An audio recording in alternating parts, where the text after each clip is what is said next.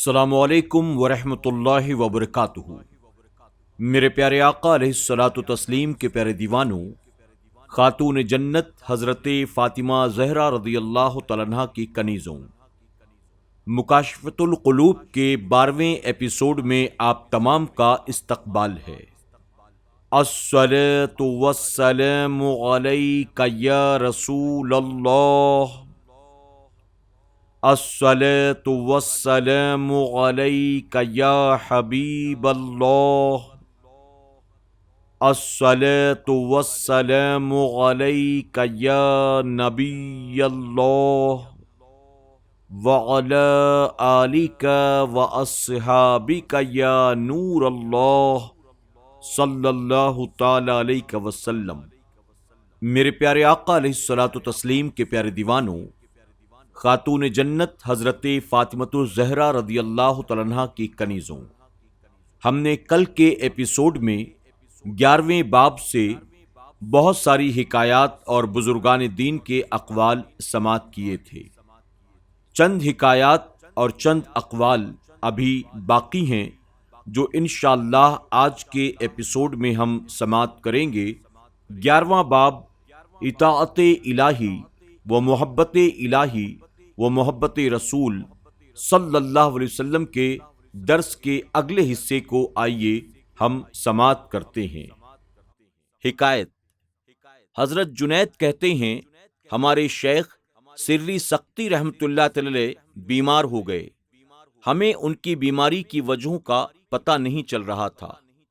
کسی نے ہمیں ایک ماہر حکیم کا پتہ بتایا۔ ہم ان کا قارورہ یعنی پیشاب اس حکیم کے پاس لے کر گئے۔ وہ حکیم کچھ دیر دھیان سے اسے دیکھتا رہا، پھر بولا، یہ کسی عاشق کا پیشاب نظر آتا ہے۔ یہ سنتے ہی میں بے ہوش ہو گیا اور بوتل میرے ہاتھ سے نیچے گر گئی۔ جب میں نے سری سختی رحمت اللہ تعالی کو واپس آ کر واقعہ بتلایا تو انہوں نے تبسم فرمایا اور فرمایا، اسے اللہ سمجھے، اس نے یہ کیسے معلوم کر لیا؟ میں نے پوچھا، کیا محبت کے اثرات پیشاب میں بھی ظاہر ہوتے ہیں؟ آپ نے فرمایا، ہاں۔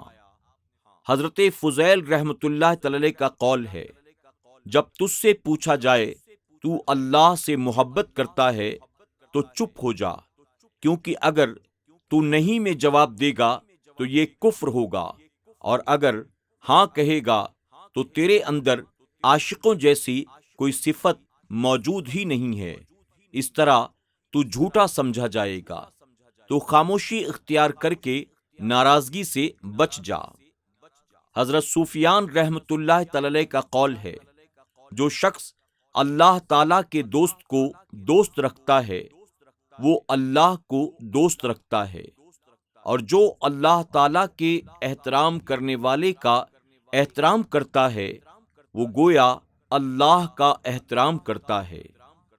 جناب سہل رحمت اللہ تعالی کا قول ہے، خدا کی محبت کی نشانی محبت قرآن ہے۔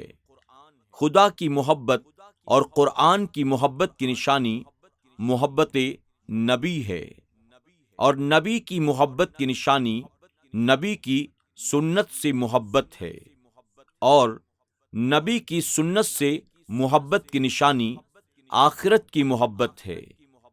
آخرت کی محبت دنیا سے بغض کا یعنی نفرت کا نام ہے، اور دنیا سے بغض کی نشانی معمولی مال دنیا پر راضی ہونا اور آخرت کے لیے دنیا کو خرچ کرنا ہے۔ حضرت ابو الحسن زنجافی کا قول ہے، عبادت کی بنیاد 3 چیزیں ہیں، پہلی آنکھ، دوسری دل، تیسری زبان۔ آنکھ عبرت کے لیے، دل غور و فکر کے لیے، اور زبان سچائی کا گہوارہ ذکر اور تسبیح کے لیے ہے۔ چنانچہ فرمان الہی ہے، تم اللہ کا بہت زیادہ ذکر کرو اور صبح شام اس کی تسبیح بیان کرو۔ حکایت: حضرت عبداللہ اور احمد بن حرب ایک جگہ تشریف لے گئے۔ احمد بن حرب نے وہاں سوکھی گھاس کا ایک ٹکڑا کاٹا۔ حضرت عبداللہ نے جناب احمد بن حرب سے کہا، تجھے 5 چیزیں حاصل ہوئیں۔ تیرے اس کام سے تیرا دل اللہ کی تسبیح سے غافل ہوا۔ تو نے اپنے نفس کو اللہ کے ذکر کے علاوہ کاموں کی عادت ڈالی۔ تو نے اپنے نفس کے لیے ایک راستہ بنا دیا جس میں وہ تیرے پیچھے پڑے گا۔ تو نے اسے اللہ کی تسبیح سے روکا اور قیامت کے دن اپنے نفس کو رب کے سامنے ایک حجت دے دی۔ حضرت شیخ سری سختی رحمت اللہ تعالی کہتے ہیں، میں نے شیخ زرجانی کے پاس پیسے ہوئے ستو دیکھے۔ میں نے پوچھا، آپ ستو کے علاوہ اور کچھ کیوں نہیں کھاتے؟ انہوں نے جواب دیا، میں نے کھانا چبانے اور ستو پینے میں 70 تسبیحوں کا اندازہ لگایا ہے۔ 40 سال ہوئے میں نے روٹی نہیں کھائی تاکہ ان تسبیحوں کا وقت برباد نہ ہو جائے۔ حضرت سہل بن عبداللہ رحمت اللہ تعالی 15 دن میں صرف ایک بار کھانا کھاتے، اور جب رمضان شریف کا مہینہ آتا تو مہینے میں صرف ایک بار کھاتے تھے۔ بعض اوقات تو وہ 70 دنوں تک کچھ نہیں کھاتے پیتے۔ جب آپ کھانا کھاتے تو کمزور ہو جاتے اور جب بھوکے رہتے تو طاقتور ہو جاتے تھے۔ حضرت ابو الحماد الاسود رحمت اللہ تعالی 30 سال کعبہ کے پڑوسی رہے، مگر کسی نے انہیں کھاتے پیتے کبھی نہیں دیکھا، نہ ہی وہ ایک لمحہ اللہ کے ذکر سے غافل ہوتے۔ حکایت: جناب عمر بن عبید رحمت اللہ تعالی 3 کاموں کے علاوہ کبھی گھر سے باہر نہیں نکلے: نماز بجماعت کے لیے، مریضوں کی عیادت کے لیے، اور جنازوں میں شامل ہونے کے لیے۔ وہ فرماتے ہیں، میں نے لوگوں کو چور اور ڈاکو پایا ہے۔ عمر ایک عمدہ جوہر ہے جس کی قیمت کا تصور نہیں کیا جا سکتا، لہذا اس سے آخرت کے لیے خزانہ کرنا چاہیے، اور آخرت کے چاہنے والے کے لیے ضروری ہے کہ وہ دنیا میں ریاضت کرے تاکہ اس کا ظاہر اور باطن ایک ہو جائے۔ ظاہر و باطن پر پورا اختیار حاصل کیے بغیر حالت کا سنبھالنا مشکل ہے۔ حضرت شبلی رحمت اللہ تعالی کا قول ہے کہ شروع کی ریاضت میں جب مجھے نیند آتی تو میں آنکھوں میں نمک کی سلائی لگاتا، جب نیند زیادہ پریشان کرتی تو میں گرم سلائی آنکھوں میں پھیر لیتا تھا۔ حضرت ابراہیم بن حاکم رحمت اللہ تعالی کا قول ہے، میرے والد محترم کو جب نیند آنے لگتی تو وہ دریا کے اندر تشریف لے جاتے اور اللہ کی تسبیح کرنے لگتے، جسے سن کر دریا کی مچھلیاں اکٹھا ہو جاتی اور وہ بھی آپ کے ساتھ مل کر اللہ کی تسبیح کرنے لگتی۔ حضرت وہب بن منبع رحمت اللہ تعالی نے اللہ کی بارگاہ میں دعا کی، اے اللہ میری نیند کو اڑا دے۔ اللہ نے ان کی دعا قبول کی اور انہیں 40 سال تک نیند نہیں آئی۔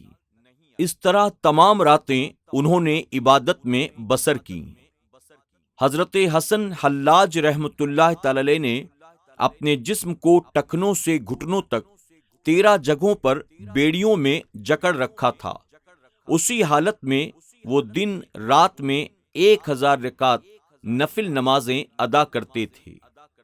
حضرت جنید بغدادی رحمت اللہ تعالی شروع کے زمانے میں جب بازار جاتے، اپنی دکان کھول کر اس کے آگے پردہ ڈال دیتے اور 400 رکعت نفل نماز ادا کر کے دکان بند کر کے گھر واپس آ جاتے۔ حضرت حبشی بن داؤد رحمت اللہ تعالی نے 40 سال تک عشاء کے وضو سے فجر کی نماز کو ادا کیا۔ لہذا ہر مومن کے لیے ضروری ہے کہ وہ باوضو رہیں۔ جب بے وضو ہو جائیں تو فوراً وضو کر کے 2 رکعت نفل نماز ادا کریں۔ ہر مجلس میں قبلے کی طرف رخ کر کے بیٹھیں۔ حضور دل اور مراقبہ کے ساتھ یہ تصور کریں کہ وہ حضور اکرم صلی اللہ علیہ وسلم کی مواضع شریف کے سامنے بیٹھے ہوئے ہیں۔ تحمل اور نرمی کو اپنے افعال میں لازم رکھیں۔ دکھ جھیلیں مگر برائی کا بدلہ برائی سے نہ دیں۔ گناہوں سے استغفار کرتے رہیں۔ خود بینی اور ریا کے قریب نہ جائیں، کیونکہ خود بینی شیطان کی صفت ہے۔ نیک لوگوں کو احترام سے دیکھیں، اس لیے کہ جو شخص نیکوں کے احترام کو نہیں جانتا، اللہ تعالیٰ اسے ان کی صحبت سے محروم کر دیتا ہے، اور جو شخص عبادت کی حرمت و عظمت کو نہیں جانتا، اللہ تعالیٰ اس کے دل سے عبادت کی مٹھاس نکال لیتا ہے۔ حضرت فضیل بن عیاض سے ایک سوال۔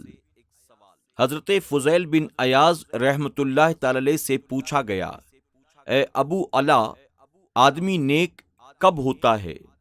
فرمایا، اس کی نیت میں نصیحت، دل میں خوف، زبان پر سچائی، اور اس کے اعضاء سے نیک اعمال صالحہ کا جب صدور ہوتا ہے۔ اللہ تعالیٰ نے معراج کی رات نبی صلی اللہ علیہ وسلم سے فرمایا، اے احمد صلی اللہ علیہ وسلم، اگر آپ کو تمام لوگوں سے زیادہ پرہیزگار بننا پسند ہے تو دنیا سے بے رغبتی اور آخرت سے رغبت کیجیے۔ آپ نے عرض کی، یا الہ العالمین، دنیا سے بے رغبتی کیسے ہو؟ فرمانے الہی ہوا، دنیا کے مال سے ضرورت بھر کھانے پینے اور پہننے کی چیزیں لے لیجئے، اور بس، کل کے لیے اکٹھا نہ کیجیے، اور ہمیشہ میرا ذکر کرتے رہیے۔ حضور اکرم صلی اللہ علیہ وسلم نے دریافت کیا، ذکر پر دوام یعنی ہمیشگی کیسے حاصل ہو؟ جواب ملا، لوگوں سے علیحدگی اختیار کیجیے، نماز کو اور بھوک کو اپنی خوراک بنائیے۔ فرمان نبوی ہے، دنیا سے کنارہ کشی جسم و جان کی تازگی ہے، اور دنیا کی رغبت میں غم و پریشانی کی فراوانی ہے۔ دنیا کی محبت ہر برائی کی جڑ ہے، اور کنارہ کشی ہر خیر و برکت کی بنیاد ہے۔ بیمار دل کا علاج۔ ایک نیک شخص کا ایک جماعت کے پاس سے گزر ہوا۔ وہاں ایک معالج بیماریوں اور دوائیوں کا ذکر کر رہا تھا۔ نیک جوان نے پوچھا، اے جسموں کے معالج، کیا تیرے پاس دلوں کا بھی علاج ہے؟ وہ بولا، ہاں بتاؤ، دل میں کیا بیماری ہے؟ نیک جوان نے کہا، گناہوں کی ظلمت نے اسے سخت کر دیا ہے۔ معالج نے کہا، اس کا علاج صبح و شام گریہ و زاری، استغفار، رب غفور کی اطاعت میں کوشش، اور اپنے گناہوں پر معافی چاہنا ہے۔ دوا تو یہ ہے، شفا رب کے پاس ہے۔ وہ نیک جوان اتنا سنتے ہی بے حال ہو گیا اور کہنے لگا، تم حقیقت میں ایک اچھے طبیب ہو، تم نے لاجواب علاج بتلایا۔ معالج نے کہا، یہ اس دل کا علاج ہے جو تائب ہو کر اپنے رب کے حضور آ گیا ہو۔ میرے پیارے آقا علیہ الصلوۃ والتسلیم کے پیارے دیوانوں، خاتون جنت حضرت فاطمۃ الزہرا رضی اللہ تعالیٰ عنہا کی کنیزوں، آج کے درس میں بس اتنا ہی۔ انشاءاللہ 11ویں باب سے چند باتیں ابھی جو باقی رہ گئی ہیں، ہم کل کے ایپیسوڈ میں انشاءاللہ اسے سماعت کریں گے، اور اسی کے ساتھ 12ویں باب کا آغاز ہوگا۔ تب تک کے لیے آپ سے اجازت، اپنا خیال رکھیں اور اپنی دعاؤں میں ہمیں ضرور یاد رکھیں۔ السلام علیکم ورحمۃ اللہ وبرکاتہ۔